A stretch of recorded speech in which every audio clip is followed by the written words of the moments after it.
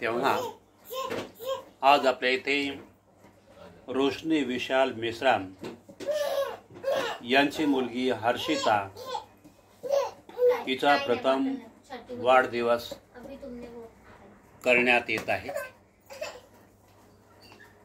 तेव्हा तिच्या जीवनामध्ये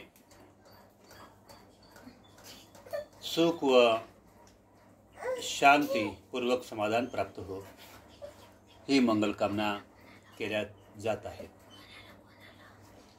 वाढदिवसाचा अर्थ भगवान सम्यक संबुद्धाने फार मोठा महत्त्वपूर्ण सांगितलेला आहे। वाढदिवस व्यक्तीचा पूर्ण सफल करण्यासाठी भगवान बुद्धाने धम्मपदाच्या अपमत वर्गामधून महत्त्वपूर्ण उपदेश दिलेला आहे। काय म्हणतात भगवान बुद्ध? अपमादो अमत पदं पमादो मच्चुनो पदं अपमत्तानं मियन्ति ए पमात्था यथा मता। या गाथेचा अर्थ काय आहे? अप्रमाद अमृत पद है, प्रमाद मृत्यु का पद है।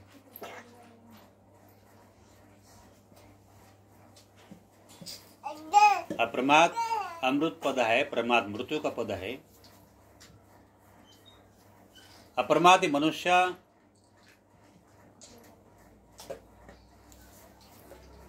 मरते हुए ही जीवंत रहते हैं और प्रमादी मनुष्य जीवित होते हुए ही मरे के समान होते हैं, असं भगवान बुद्धाने म्हटलेलं आहे। म्हणजे अप्रमाद अमृत पद, प्रमाद मृत्यूचं पद, असं भगवान बुद्धाने म्हटलेलं आहे। अप्रमादी माणसं मरण जरी पावले असेल तरी ते जीवित असतात आणि प्रमादी माणसं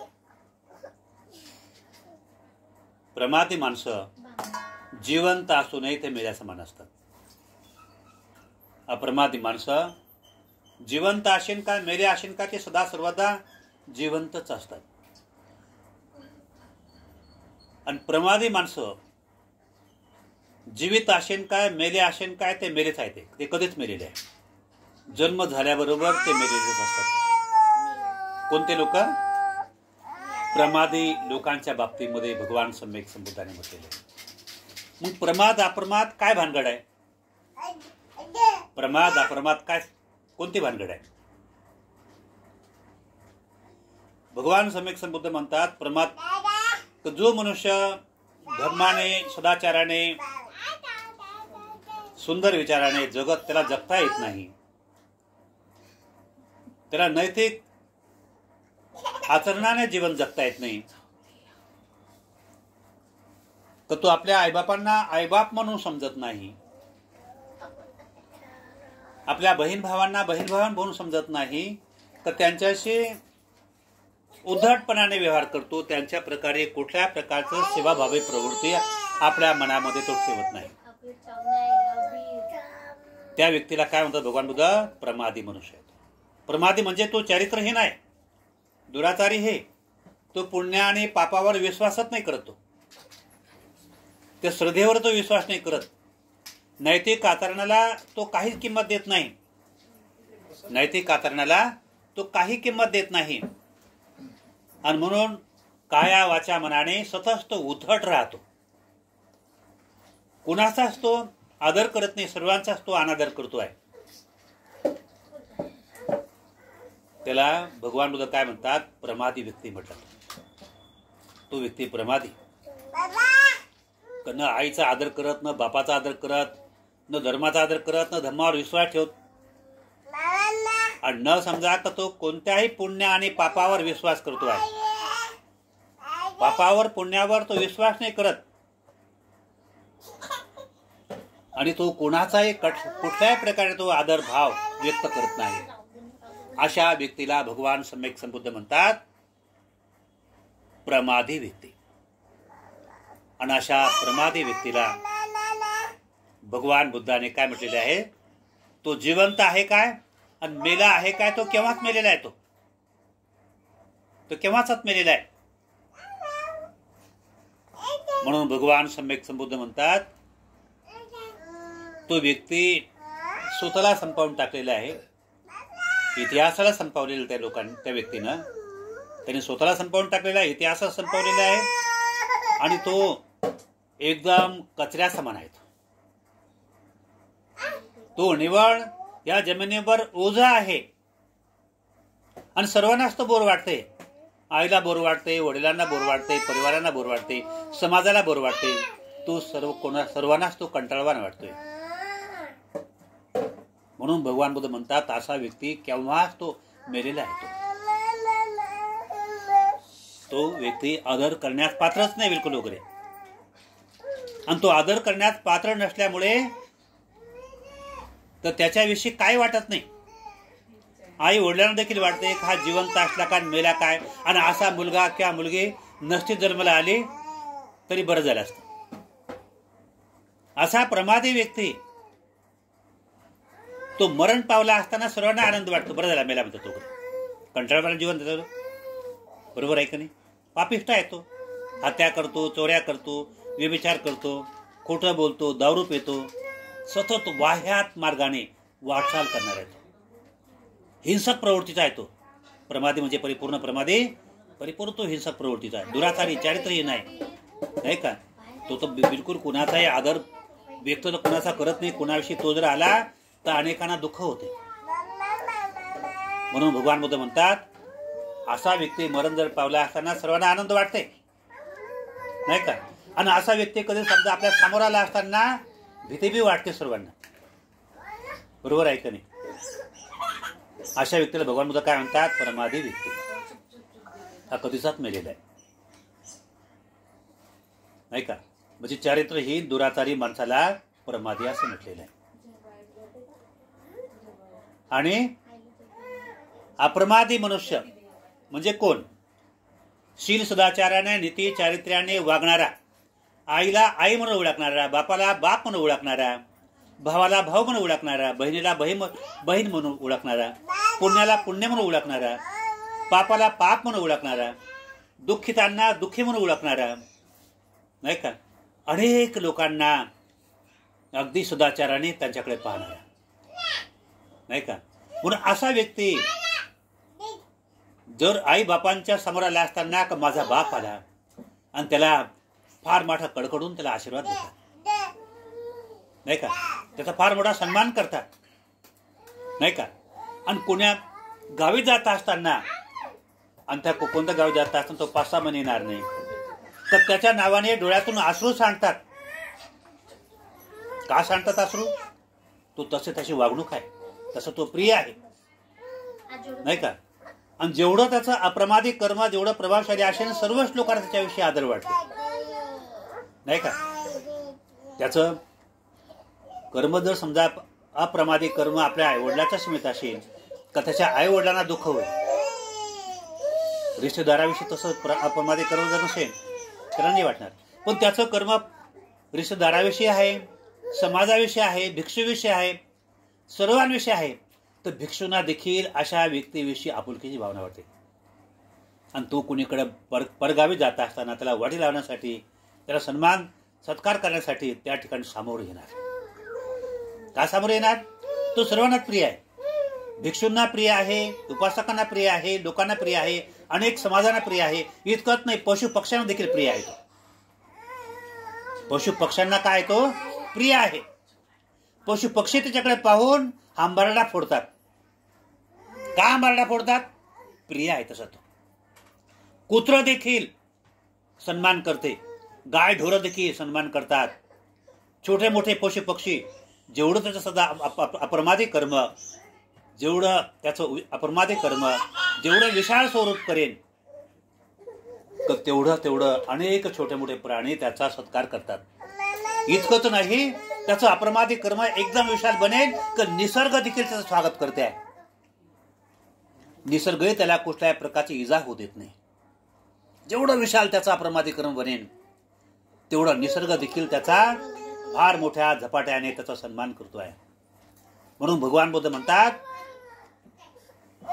या धनापेक्षा, या सर्व संपत्तीपेक्षा हा सर्वात मोठा किमतीवान कर्म जर असेल तर अप्रमादी कर्म, नैतिक कर्म, नाही का, चारित्र्याचं कर्म, सदाचार आधारित कर्म.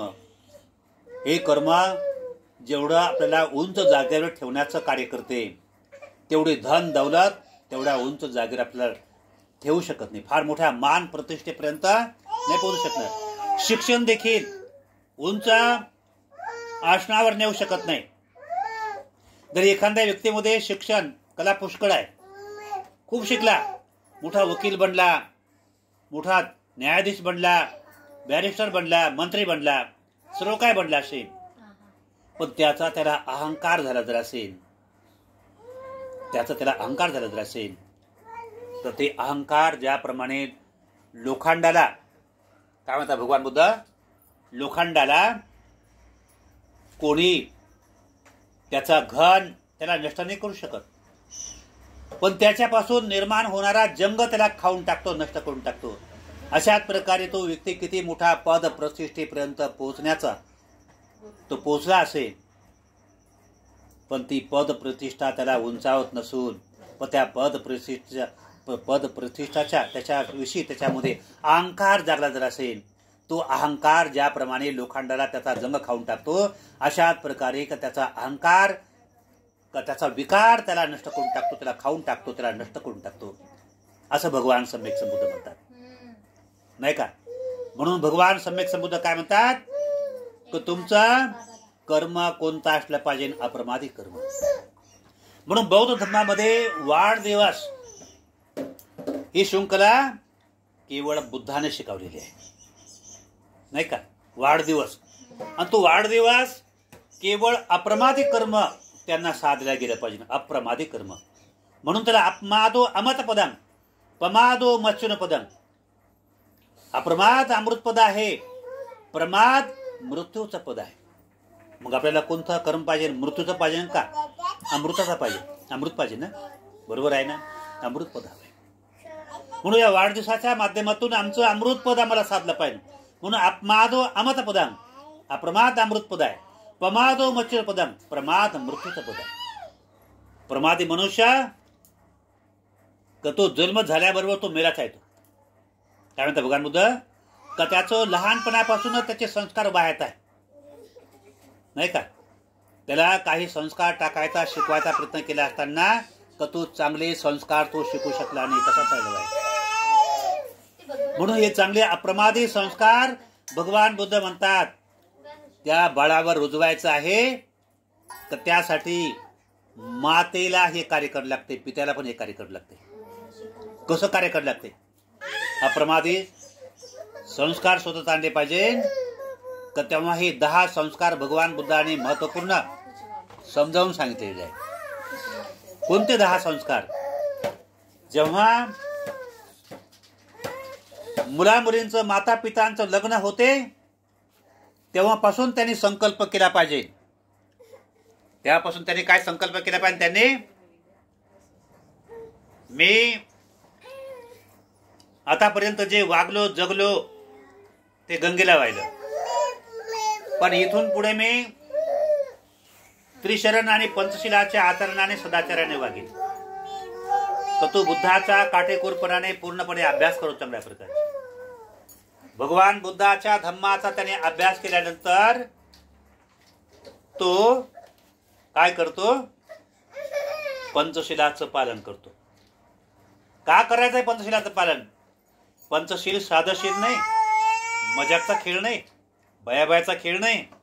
पंचशील ही फार मोठा अनमोल रत्नाची खाण आहे. भगवान बुद्ध म्हणतात कशाची खाण आहे? अनमोल रत्नाची खाण आहे. हे पंचशिलाची हिरा माणिक मोती लाल पारिश नाही बरोबरी करू शकत. पंचशिलाची पंचशील जेवढं किमतीवान आहे तेवढं किमतीवान तुमचा हिरा माणिक मोती नाही. म्हणून ज्या वैज्ञानिक लोकांना कळालेले आहे, ज्यांना समजलेलं आहे तर ते लोक पंचशील लग्न झाल्यानंतर परिपूर्ण जोपासतात, पालन करतात, आचरण करतात.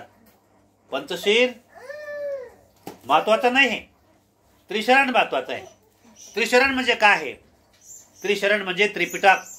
त्रिशरण म्हणजे काय आहे? त्रिपिटक. त्रिपिटक म्हणजे काय आहे? 3 ग्रंथ, त्रिपिटकाचे 3 ग्रंथ. जसं हिंदू धर्माचा रामायण महाभारत हा एवढा मोठा ग्रंथ आहे, तो एवढा जड आहे, तो जर उचलून जर एका गध्यावर जर ठेवला ते गध वाकत वाकत चालते. असे बुद्धाचे त्रिपिटक 3 ग्रंथ आहेत. हे 3 ग्रंथ उचलून नेण्यासाठी 3 गधे लागतात आणि ते 3 गधे वाकत वाकत चालतात. ते त्रिपिटक नाही का? 3 रत्न म्हणजे त्रिपिटक आहे. बुद्धाचं सखोल ज्ञान आहे. त्रिपिटक म्हणजे बुद्धाचं सखोल ज्ञान. आणि बुद्धाच्या सखोल ज्ञानावर जो व्यक्ती विश्वास ठेवतो, श्रद्धा ठेवतो, अभ्यास करतो चांगल्या प्रकारे, तर त्या व्यक्तीचं पंचशील खुलल्या जाते. आणि ते पंचशील का खुलवा लागते? कारण त्यांना कुशल, पवित्र आणि शीलवान, नैतिक कर्म करणाऱ्या किंवा बोधिसत्वासारख्या किंवा सत्यवती, पतिव्रता, पुण्यवती स्त्रीला किंवा पुरुषांना जन्म द्यायचा आहे. जन्म द्यायचा आहे. पण त्यासाठी चांगल्या उत्तम प्रकारच्या अप्रमादी बालकाला जन्म द्यायचा आहे. मुलगी बालक किंवा मुलगा बालक त्यांना जन्म द्यायचा आहे. तर भगवान बुद्ध काय म्हणतात? अप्रमादी कर्म करा. तर त्यासाठी त्यांनी पंचशिलाचं काटेकोरपणाने पालन केलं पाहिजे. काय केलं पाहिजे? त्रिरत्नावर मनाभावापासून श्रद्धा व्यक्त केली पाहिजे आणि पंचशिलाचं काटेकोरपणाने त्यांनी पालन केलं पाहिजे, नाही का? भगवान बुद्धाचं ज्ञानाचा चांगला भरपूर अभ्यास केल्यानंतर आणि परिपूर्ण विश्वास प्राप्त केल्यानंतर आणि मग पंचशील का पालन करायचं? पंचशील म्हणजे काय आहे? आपण पंचशील घेतलं ना आता? तर पंचशील म्हणजे काय आहे? नैतिक कर्म त्यांचे वाढवणे. पाणतिपाता वेरमणे शिकाब्दम समादयामी. मी कुठल्याही प्राण्याची हत्या करणार नाही. ते कर्म, अहिंसेचं कर्म. अतिनदाना वेरमणे शिकाब्दम समादयामी. मी कुणाची चोरी करणार नाही. कामेषु मिच्छाचारा वेरमणे शिकाब्दम समादयामी. मी परस्त्री परपुरुष गमन करणार नाही. मुसावादा वेरमणे शिकाब्दम समादयामी. मी खोटं बोलणार नाही, दारू पिणार नाही, गांजा पिणार नाही, कोणताही नशा आणणारे पदार्थ मी सेवन करणार नाही, नाही का? मुसावादा म्हणजे खोटं बोलणार नाही. सुरामेरे म्हणजे दारू, गांजा, नशायुक्त पदार्थांचा मी सेवन करणार नाही. हे पंचशील पालन दोघंही करत असतात. पंचशिलाचं काटेकोरपणाने पालन करतात. कधीपासून संकल्प करतात? ते लग्न झाल्यानंतर. त्या मुलीचं आणि त्या मुलाचं लग्न झालं, ते दोघं एकमेकांवर भगवान बुद्धाच्या धम्मानुसार आचरण करतात आणि ते समजा का त्यांना एकमेकांवर त्यांना प्रेम करायचंय. पती पत्नी बनणे म्हणजे एक प्रकारे ते जर समजा आपल्या पती आणि पत्नीवर प्रेम जर करत जर असतील तर ते आपल्या प्रिय मुलाला जन्म देऊ शकतात. पण प्रेम म्हणजे समजणे देखील फार मोठं महत्वाचं आहे. प्रेम म्हणजे समजणे म्हणजे ते फार मोठं महत्वाचं आहे. निवळ वासना करणे म्हणजे प्रेम नाही होत. भगवान बुद्ध म्हणतात की जो त्रिशरण आणि पंचशिलाच्या माध्यमातून आचरण करतो ते खरं प्रेम आहे, नाही का? तर प्रेमाच्या नावाखाली फार मोठी धोकाधडी होते. प्रेमाच्या नावाखाली खूप धोकाधडी होते, नाही का? प्रेम करतो करतो म्हणतात तर ती बाई पतीला सोडून 17 पुरुषाजवळ झोपून येते आणि तो पुरुष प्रेम करतो म्हणते आपल्या बायकोला चोरून 17 बायांसोबत झोपून येतो, त्यांसोबत आपली वासना पूर्ण करतो. ते प्रेम होईल का? होईल प्रेम? व्यभिचारी जीवन जगणाऱ्या व्यभिचारी माणसाला तो बायको नवरा बायकोवर प्रेम करतो, ते प्रेम होईल का? त्यांचं होईल का प्रेम? हे चोर लोक आहे भगवान बुद्धाच्या धम्मामधून. कोण लोक आहे ते? चोर आहे ते, लुचाड आहे ते. का त्यांना खरं प्रेम समजलंच नाही.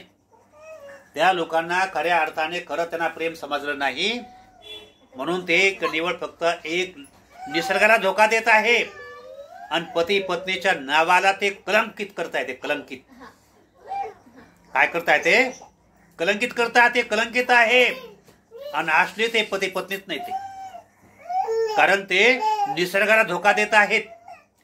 निसर्गाला धोका देतात, एक दुसऱ्याला धोका देतात. का धोका देतात निसर्गाला?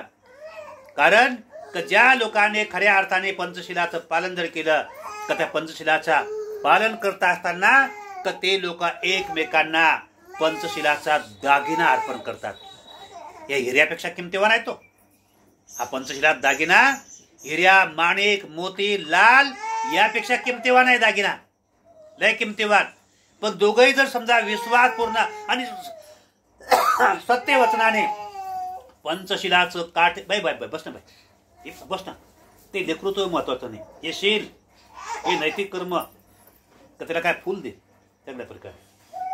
हा बरं, त्याला समजावं चांगल्या प्रकारे. बरं बस या ठिकाणी त्याला दूध दे पिण्यासाठी वगैरे. हा, लेकृत्व महत्वाचं आहे, पण त्या लेकरावर जे संस्कार होते धम्माचे ते महत्वाचे. पण त्या लेकरावर जर समजा धम्माचे कुठल्या प्रकारचे काही संस्कार नाही, ते आज संस्कारित लेकरू होईल आणि भविष्यात ते सेवाभावी प्रवृत्तीचं नाही होणार.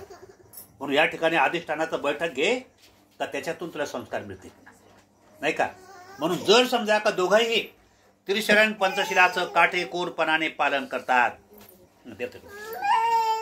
दोघंही काटेकोरपणाने त्रिशरण पंचशिलाचं पालन करतात, तर ते कशास पात्र ठरतात पाहिजे का? ते दोघंही पती पत्नी त्रिशरण पंचशिलाचं पालन करतात, तर ते लोक हिऱ्यापेक्षाही, लालपेक्षाही, पारिसपेक्षाही सुंदर स्वतःमध्ये सद्गुण निर्माण करतात. त्यालाच तर भगवान बुद्ध आतदीप भाव म्हणतात. कोणता आहे आतदीप भाव? कशाला आतदीप म्हटलेलं आहे? आतदीप भाव जर म्हटलं की दोन प्रकारचं होतं, अनेक प्रकारचं होतंय. हा, दुराचार करणे, कुकर्म करणे, ते आतदीप भाव. तर त्या आतदीप भावाच्या माध्यमातून तो दुर्गतीला जाईल, नरकात जाईल तो, आणि तो चांगल्या सुगतीला, चांगल्या अवस्थेला, चांगल्या परिणामाला तो प्राप्त होऊ शकत नाही. ते आतदीप भाव, नाही का? अनैतिक कर्माच्या माध्यमातून तो व्यक्ती निवड अनैतिक कर्म वाढू लागला तर तो मनुष्य मेल्यानंतर तो नरकात जातो, नरकगामी होतो, दुर्गतीला प्राप्त होता. म्हणून भगवान बुद्ध म्हणतात नैतिक कर्माच्या माध्यमातून आतदीप भाव बनलं पाहिजे वगैरे, पंचशिलाचा आचरणाच्या माध्यमातून आतदीप भाव बनलं पाहिजे वगैरे.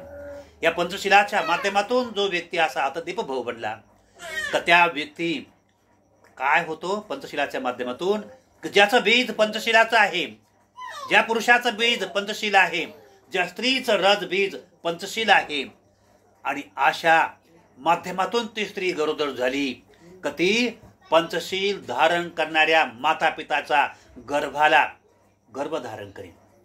आणि जेव्हा ती माता गरोदर राहते का तेव्हा धम्माचा अंकुर तिनं आपल्या गर्भाशयामध्ये धारण केला असल्यामुळे का त्या स्त्रीमध्ये, त्या पुरुषामध्ये धम्माचा उपदेश, त्रिरत्नाचं त्यांच्या धम्माचं बल असल्यामुळे त्रिरत्नाच्या चाकोरीने चालण्यासाठी वीर्य म्हणजे उत्साहपूर्वक त्यांची वाटचाल असेल. म्हणून ते उपासक आणि उपासिका दोघं बनलेले. दोघं उपासक आणि कोण बनले? उपासिका बनलेले आहे. आणि म्हणून ते संकल्प करतात. कोणता संकल्प करतात? गर्भमंगलाचा. गर्भमंगल संस्कार पूर्ण करण्याचा प्रयत्न करतात. पंचशील महत्वाचं शील आहे. पंचशिलाच्या पालनाच्या माध्यमातून त्यांचं केवळ दोघांचं बीज आहे. दोघं नैतिक मार्गाने जीवन जगतात. त्यालाही समजा का दुसऱ्या कोणत्या स्त्रीचा डाग नाही, हिला देखील कोणत्या परपुरुषाचा डाग नाही. दोघंही चांगल्या सुंदर आणि सदाचाराने नैतिक मार्गाने जे जीवन जगतात. यांच्या पोटी जो गर्भधारणा होते तो कोणती गर्भधारणा असते? तर पंचशिलाची गर्भधारणा आहे. आणि ज्या पंचशिलाची गर्भधारणा ज्या होते तेव्हा काय होते? तर तेव्हा ती माता म्हणली ना ते, तर तिला काय करायचं? त्या गर्भाचं पुन्हा मंगल करायचंय. म्हणजे गर्भमंगल कार्यक्रम करण्यासाठी ती काय करते? का ती पंचशिलाच्या बीजाच्या माध्यमातून तिनं गर्भ निर्माण केलेले आहे. तर आता अष्टशील ग्रहण करते. ते काय ग्रहण करते? ऐकले अष्टशील कधी? अष्टशील ऐकलं? हा, कोणी ऐकलंय? हा, बरोबर आहे, राईट, बरोबर. म्हणून पांढरी साडी घालते, बरोबर आहे. म्हणून जे लोक पांढरी साडी घालतात, पांढऱ्या कपड्यांना बाबासाहेबांना धर्मांतर केलं होतं. पुढे दीक्षाभूमीवर पांढरे कपडे घालून या म्हणे, ज्या ज्या लोकांना बौद्ध बनायचं वगैरे, नाही का. आणि म्हणून समजा इकून तिकून समजा कसा जुने पाने व्हायना पण पांढरे कपडे घालून या. तर पांढरा कपडा हे अष्टशिलाचं प्रतीक आहे, धम्माचं प्रतीक असेल, चारित्र्याचं प्रतीक आहे. म्हणून हे फार मोठं महत्वाचं आहे. आणि ज्या दिवशी परित्रण झाले असतात त्या दिवशी खरोखर पांढरं वस्त्र आपल्या अंगावर परिधान करणे फार मोठं महत्वाचं आहे. तर तेव्हा पंचशील ग्रहण, पंचशिलाच्या माध्यमातून गर्भधारण केल्यानंतर कते लोक अष्टशील ग्रहण करतात. तो पती देखील चारित्र्य संपन्न राहतो, अप्रमादाने प्रभावित राहतो, त्याची पत्नी देखील अप्रमादाने प्रभावित राहते. आणि म्हणून ते काय करतात, अष्टशील ग्रहण करायचं. अष्टशील असं वरपंखे नाही करत ते लोक, त्यांना त्याचा अर्थबोध असतो, त्याचा अर्थ कळते. आता काही काही लोकांना त्रिशरण हे समजत नाही वगैरे, त्रिशरण नाही कळत, नमोतसही कळत नाही कधी वगैरे. त्रिशंद्र म्हणजे काय नाही कळत वगैरे. हा, बुद्धंग शरण नंतर काय म्हटलं लागतं वगैरे ते कळत नाही वगैरे. बुद्धंग नंतर काय रे बाबा, मग का संगम शरण म्हणतात वगैरे, नाही कळत. बऱ्याचशा लोकांना नाही कळत. कारण काय आहे का ते लोक भगवान बुद्धाच्या धम्माच्या चाकोरीला पकडून नाही लोक ते. आणि म्हणून ते वरपंखी लोक आहेत. आणि वरपंखी लोक धम्मापासून वंचित राहिलेले आहेत. आणि म्हणून धम्माच्या मार्गाने वाटचाल करणारे लोक ते अभ्यासू असतात, चांगले अभ्यास करतात. आणि त्यामुळे ते वरपंखी नसतात. आणि वरपंखी नसल्यामुळे जे वरपंखी नसतात का जे खऱ्या प्रमादाचा अभ्यास करतात का ते लोक खऱ्या अर्थाने अष्टशील पालन करतात, नाही का. भिक्खू सांगतील म्हणून जरुरी नाही, हा, ते आपल्या मनानेच आचरण करतात. पण श्रद्धा संपन्न असल्यामुळे तर भिक्खू शिवाय का ते कोणतंही पान हलू शकत नाही. कुशल कर्म तुम्हाला करायचं आहे तर भिक्खूला आदरपूर्वक बोलायला लागते. धम्माचा अभ्यास ठेवणे आवश्यकच आहे. भिक्खूला श्रद्धायुक्त मनाने भोजन दान देणे, अष्टपुरस्कार दान देणे हे फार मोठं महत्वाचं आहे. पण अष्टशील जेव्हा पालन करतो, जेव्हा ती स्त्री गरोदर असते, झालेली असते, का तेव्हा तो व्यक्ती दोघे पती पत्नी काय करतात, त्यागपूर्ण जीवन जगतात. अष्टशील म्हणजे कोणतं शील झालं, त्यागपूर्णशील जीवन जगत असतात. पंचशिलाच्या माध्यमातून का त्यांनी दोघांनी एकमेकांच्या माध्यमातून का त्यांनी एकमेकांना त्याग नाही केला, त्यांनी एक दुसऱ्यांचा त्याग नाही केला, पण पुरुष पर स्त्री त्यागलेले आहे, नाही का. तिचा नवरा किती सुंदर असेल, त्याची बायको किती सुंदर असेल, ते नरक खाण्याकडे, ते नरक गामी त्यांची मानसिक अवस्था नाही, नाही का. आणि म्हणून कधी एकदम चांगल्या नैतिक मार्गाचे सदाचारी ते त्यागी होते ते. पण दुसरं समजाशील तर पुन्हा अष्टशिलाचे त्यागी होतात. ते जेव्हापासून त्या स्त्रीला गर्भ धारणा झाल्यानंतर त्या स्त्रीपासून तो पुरुष वंचित राहतो आणि त्या पुरुषापासून ती स्त्री वंचित राहते. म्हणजे प्रेम करतात. कसं प्रेम करतात ते, हा, वासनेचा प्रेम नाही करत, बहीण भावासारखं प्रेम करतात ते. बहीण भावासारखं, बहीण भाव पाहिले तुम्ही कसे राहतात. जसं समजा तो माझा पती नाहीये, तो माझा भाऊ आहे. ती माझी पत्नी नाहीये, ती माझी बहीण आहे. आणि म्हणून बहीण भावासारखं प्रेम करतात. कसं प्रेम करतात ते, म्हणजे ब्रह्मचर्याचं पालन करतात.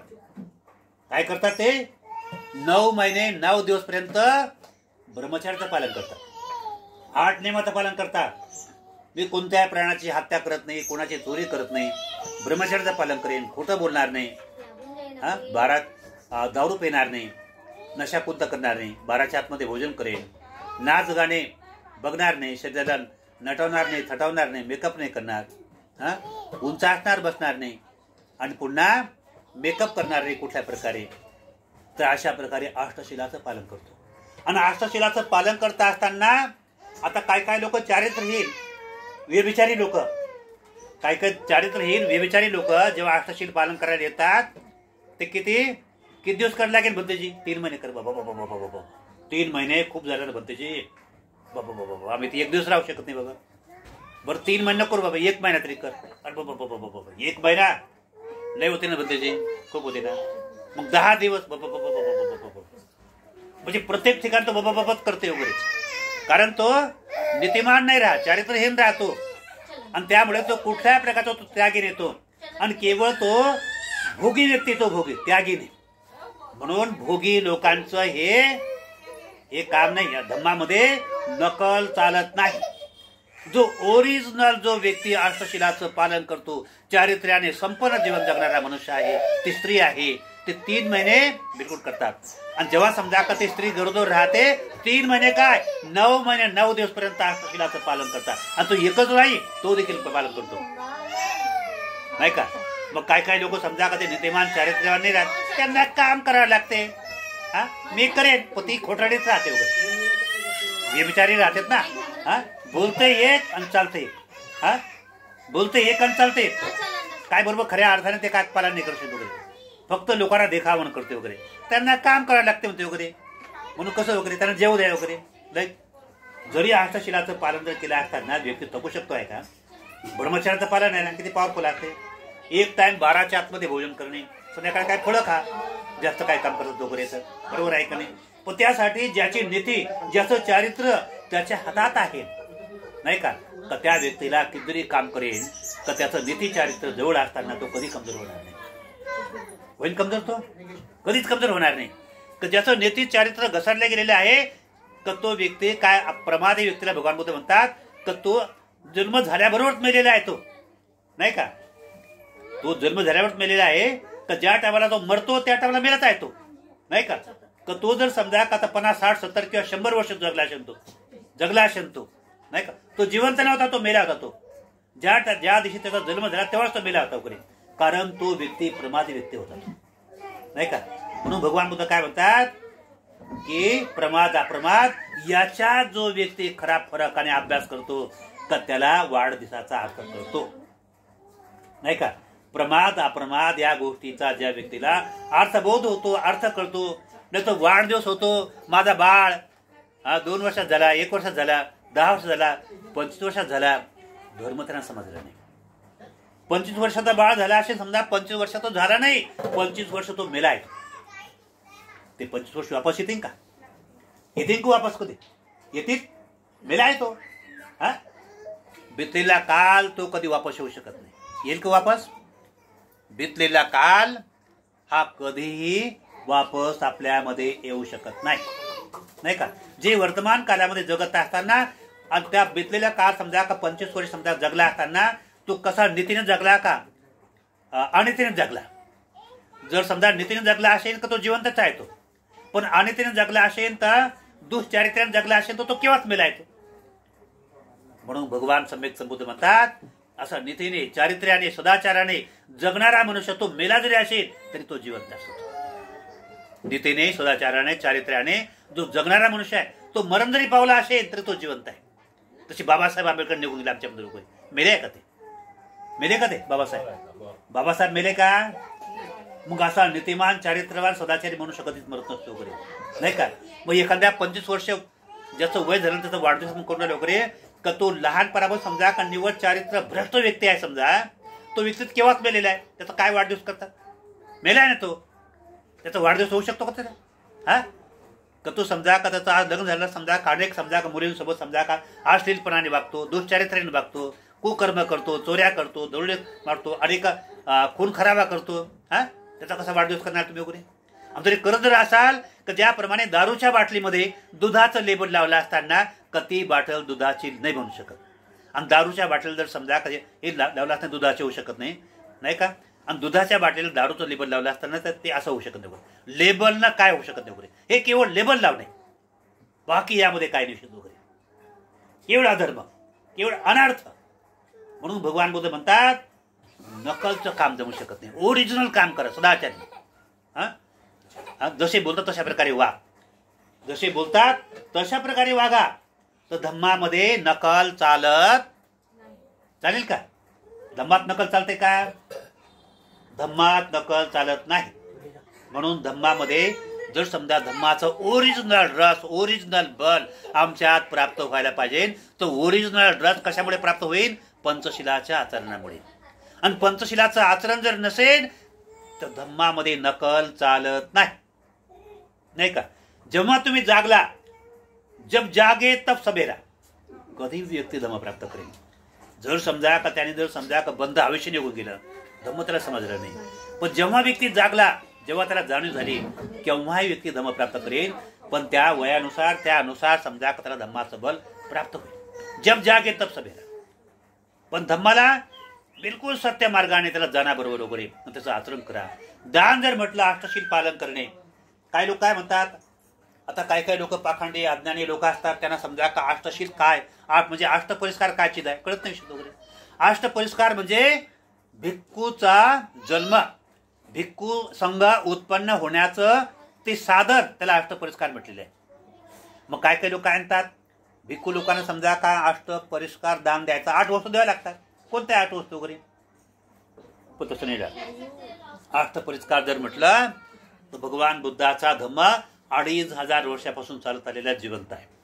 तर कोणता अष्टपरिस्कार आहे? पहिला परिस्कार आहे चिवर.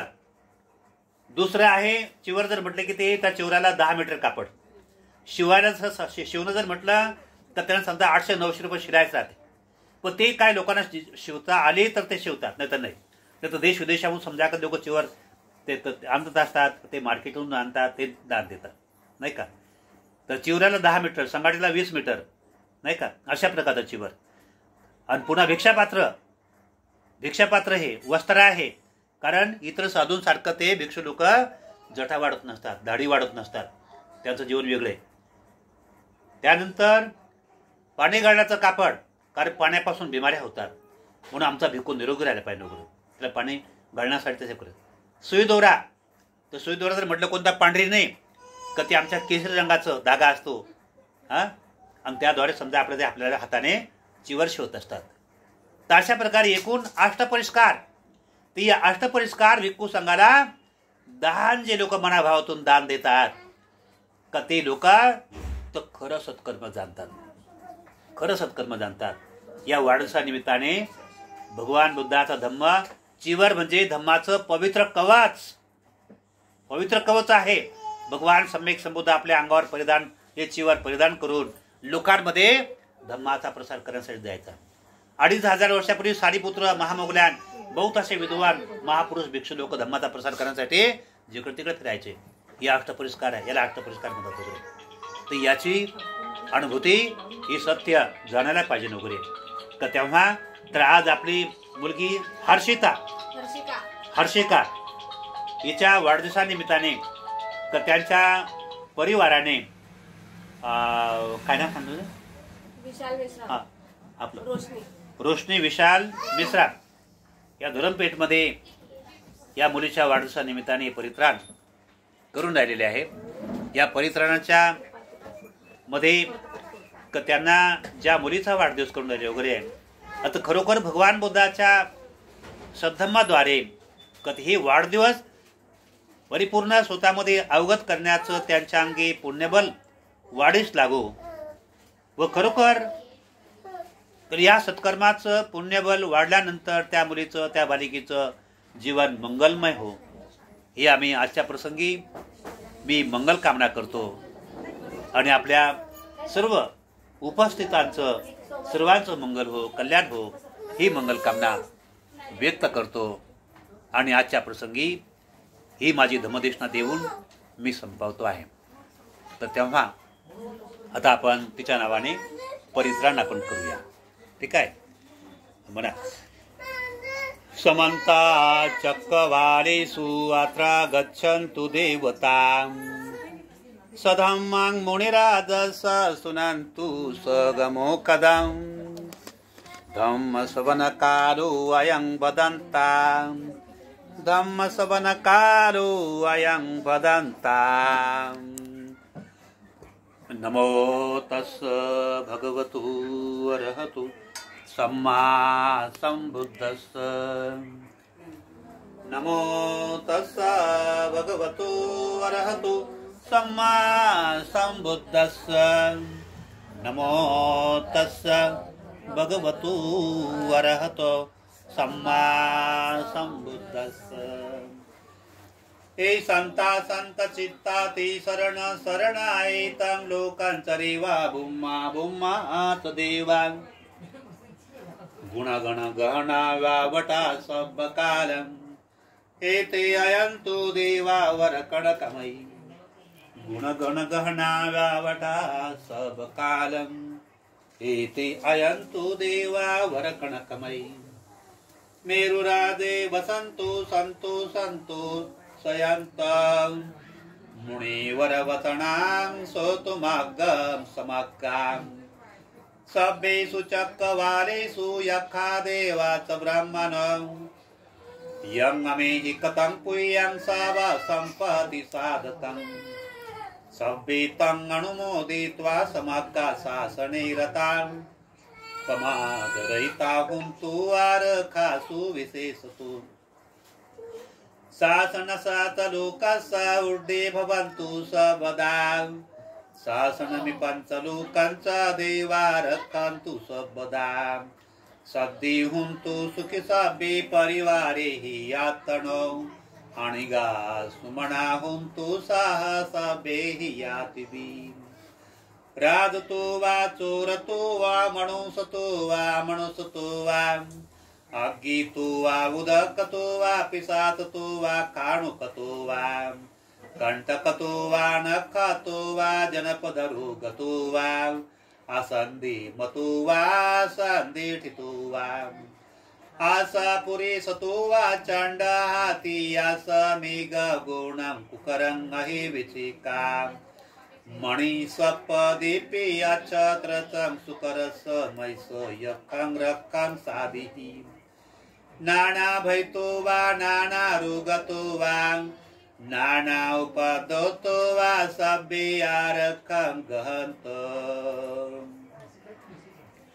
इति पेशो भगवारहं सम्मा सम्बुद्धं विद्याचरण सम्पन्न सुगतलोकविदु अनुत्तरो पुरुष धम्म सारथि साता देव मनुष्यानं बुद्धो भगवति बुद्धं जीवेत पर्यन्तं शरणं गच्छामि एच बुद्धातीता च एच बुद्धा अनागता पचुपन्ना च हे बुद्धा अहं वन्दामि सर्वदा नाथि मे शरणं अयं बुद्ध मे शरणं वरम् एतेन सच्चवद्देन होतु ते जयमङ्गलम् उत्तमङ्गेन वन्देऽहं पादपंसुवरुत्तमां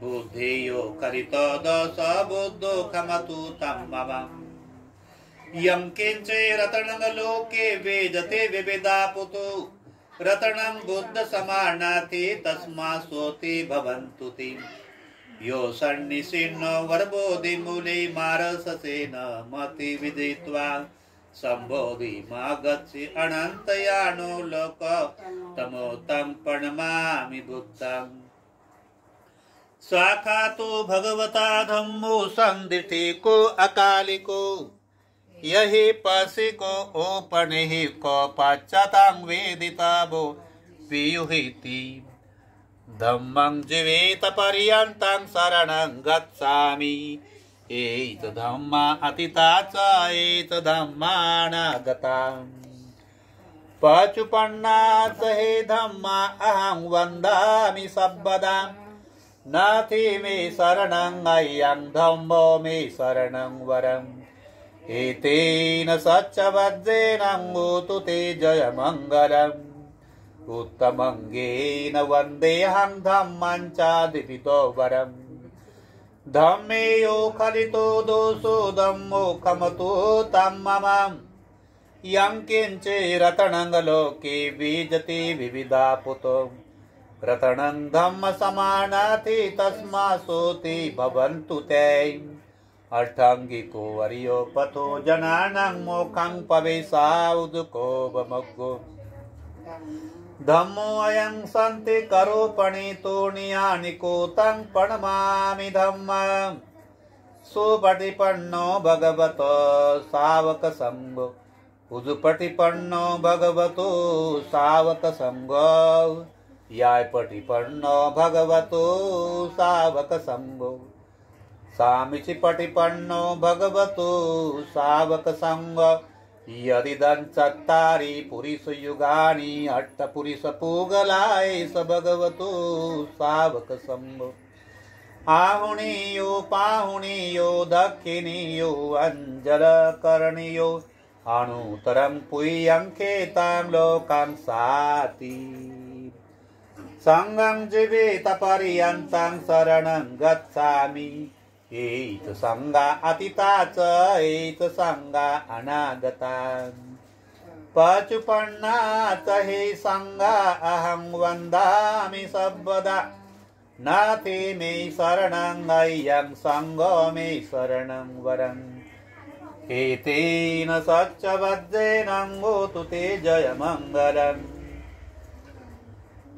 उत्तमङ्गेन वन्देऽहं संगं चातिविदोत्तमम् संगेयो खलितो दोषो संगो खमतो तं मम यं किञ्चिरतनङ्गलोके वेजते विविधापुतो रतनं संगसमानाति तस्मासोति भवन्तु ते संगो विशुद्ध वरदक्षिणीयो सन्तीन्द्रियो सबमलपहीनो गुणेहिने गेहि समेधिपतो अनासहोतुं प्रणमामि संगं नमामि बुद्धं गुणसागरन्तां सता सदा हुन्तु सुखी अवीरा कायो द्विगुच्छ सकलो दुगन्धो गच्छन्ति सर्वे मरणं गहञ्च नमामि धम्मं सुगतेन देशितं सत्ता सदा हुन्तु सुखी अविराम कायो द्विगुच्छ सकलो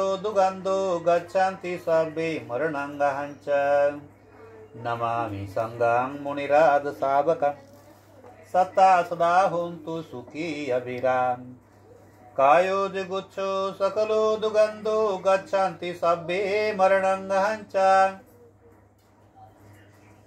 इमाय धम्मानुधम्मपटिपदया बुद्धं पुदेमि इमाय धम्मानुधम्मपटिपदया धम्मं पुदेमि इमाय धम्मानुधम्मपटिपदया संगं पुदेमि आधायिमाय पटिपदया जाति जरा मरणमा परिमोचिसामि इमेना पुय्यकामेन मामे बाल समागमो सतं समागमो होन्तु यावनिब्बाणपतियां देवो वसन्तु कालेन सस्य सम्पाति हेतो भवतु लोको च राजा भवतु धम्मिको इमाये बुद्ध पूजाये कथाये सुदचेतसा चिरन्तिठतु शब्दं लोको हुन्तु सुखी सुदाम् इमाये धम्म पूजाये कथाये सुदचेतसा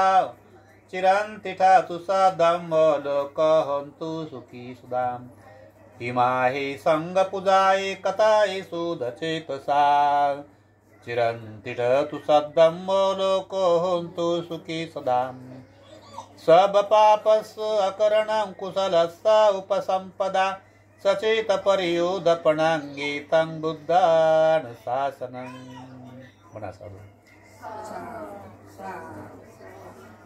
यं मंगलं द्वादशहि चिन्तयेषु सदेवका सूतानं नाधिगच्छन्ति आठाति संसमङ्गलम् देशे तं देवदेवेन सब पाप विनाशनं सब लोकहितकाय मंगलं तं वणामहि एवं मे सूताङ्गेकं समयं भगवान् सावतीयं विहरति जेतवने अनाथपिण्डिकस हरामि अत पूयन्तरा देवता विकन्ताय रत्या अभिकन्तवना केवल कपं जेतवनाङ्गो भासयित्वा येन भगवतेन उपसंकमित्वा भगवन्तं अभिवादयित्वा एकमन्तं घट्टासीकमन्तं पिताकुसा देवता भगवन्तं गाथाय अज्जभासि बहुदेवा मनुषा च मङ्गलानि अचन्तयुः अकङ्कमाणा सूतानं गृहे मङ्गलं उत्तमम् असेवनाच बालान्नं पण्डितानं च सेवना पूजा च पूजनीयानङ्गे तं मङ्गलं उत्तमम् पतिरूपदेशो वासु च पूर्वे च कथपुय्यताम् आत समापणे दे च एतं मङ्गलं उत्तमम् गारवूच निवातूच संतुष्टीच कथयुता कालेन धम्मसवणंगेतं मंगलमुत्तमा कांतीच सोवत सत्ता समणानंच दर्शनं कालेन धम्मसाकच्छायेतं मंगलमुत्तमं तपोज ब्रह्मचर्यांचं हरिय सच्चान दर्शनं निब्बाण साचक्रियांचा एतं मंगलमुत्तमं कूट सलोक धम्मेहि चेतं यसान कंपति अशुकं विरजं खेमंगेतं मंगलमुत्तमं एतादिशानि कतुवान सबतमपराजिता सबत सूति गच्छन्ति तं तेषां मंगलमुत्तमन्ति यानि भूतानि समागतानि भूमानि वायानि अनन्तलिकी तथागतं देवमनुसपूजितं बुद्धं नमस्सामि सुवाति हुन्तु यानि भूतानि समागतानि भूमानि वायानि अनन्तलिकी तथागतं देवमनुसपूजितं धम्मं नमस्सामि सुवाति हुन्तु यानि भूतानि समागतानि भूमानि वायानि अनन्तलिकी तथागतं देवमनुसपूजितं संगं नमस्सामि सुवाति हुन्तु करणीयमत्त कुशलेन यन्तं सन्तं पदं गविसमीचं सक्को उदुत सुदुत सुवतुत समुदु अनितिमाणि संतु सकोत सुबरुत अपकेतुत सरव कविति शांतेन्द्रियोत निपुकुत अपगब्बु कुरेषु अनुकेतु नचं खुदं समातरे किंचेन विहु परे उपदेयु सुखिनो वा खेमिनो हन्तु सब्बे सत्ता भवन्तु सुखी तथा एकी चिपाण भूताति तथा वाता वरावा अणवशेषा दीघा वाई मांता वा मत्स्यमारस काणु कतुला दिठा वा एव अधिठा एत दुरे वसन्ते अवेदुरे भूता वा संभवे शिवा सब्बे सत्ता भवन्तु सुखी तथा न परो परं निकुबेतं नाहि मौवे सदुःखमीचयम् माता यथा नियं पूतां आयुष्सा एकपूतां मनोरके एवं पिस बभूतेषु मानसं भावहि अपरिमाणम् उदङ्गदूत त्रियंच असुबदङ्ग विरङ्ग सपतं तिठं तरं निशीर्णो वासयान्नो वा यावतस्य विगतमिदो एतं सतिं अदितेयं ब्रह्ममेतं विहारं इदमाहु दिठियं सणुपगमाशीलवादसणेन सम्पन्नो कामेषु विनयं गेदं नहि जातु गब्बसेयु पुनरेतेति महाकारुणिको नाथो हिताय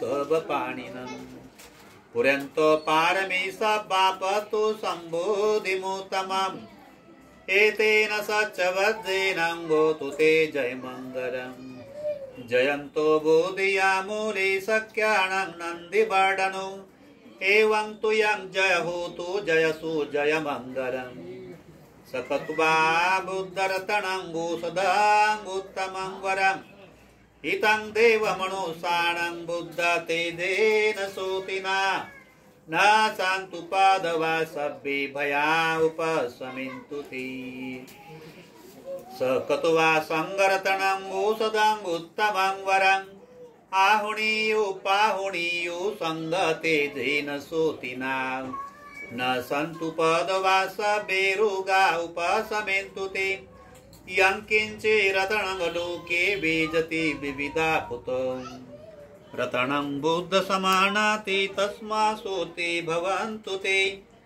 यं किञ्चिरतणं लोके बीजति विविधा पुतो रतनं धम्म समानाति तस्मा सोते भवन्तु ते यं किञ्चिरतणं लोके बीजति विविधा पुतां रतनं संग समानाति तस्मा सोते भवन्तु ते नाथि मे शरणं अयं बुद्धो मे शरणं वरम् एतेन सच्चवद्देनं गोतु ते जयमङ्गलम् नाथी मे शरणं अय्यं धम्मो मे शरणं वरम् एतेन सच्चबद्धेन गोतु ते जय मंगलम् नाथी मे शरणं अय्यं धम्मो मे शरणं वरम् एतेन सच्चबद्धेन गोतु ते जय मंगलम् नाथी मे शरणं अय्यं संगो मे शरणं वरम् एतेन सच्चबद्धेन गोतु ते जय मंगलम्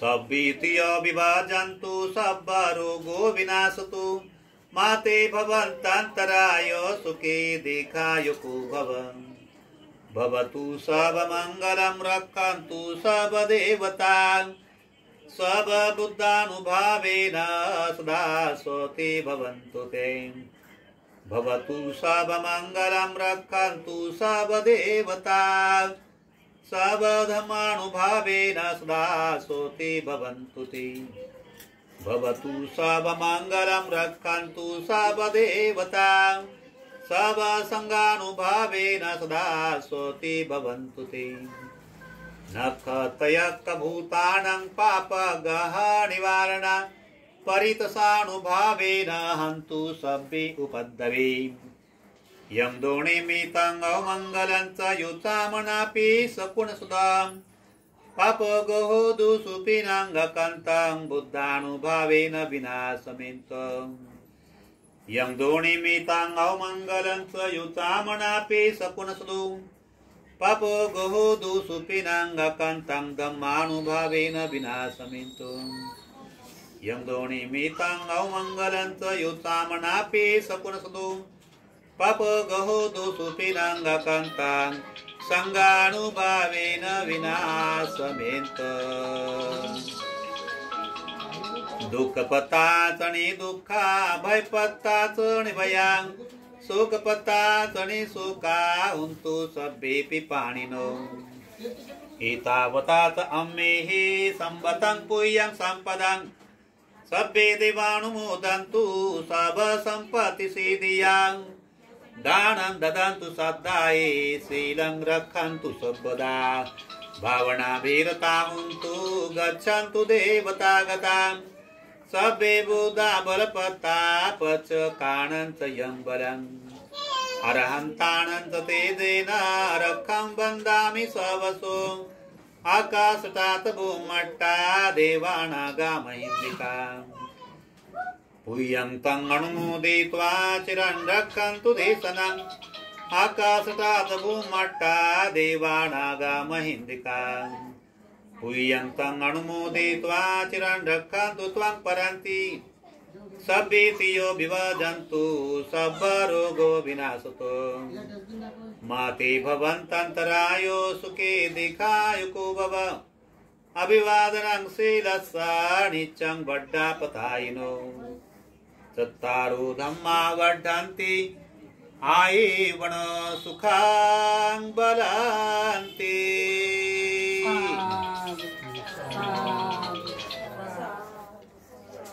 तीन वेळा वंदन करा।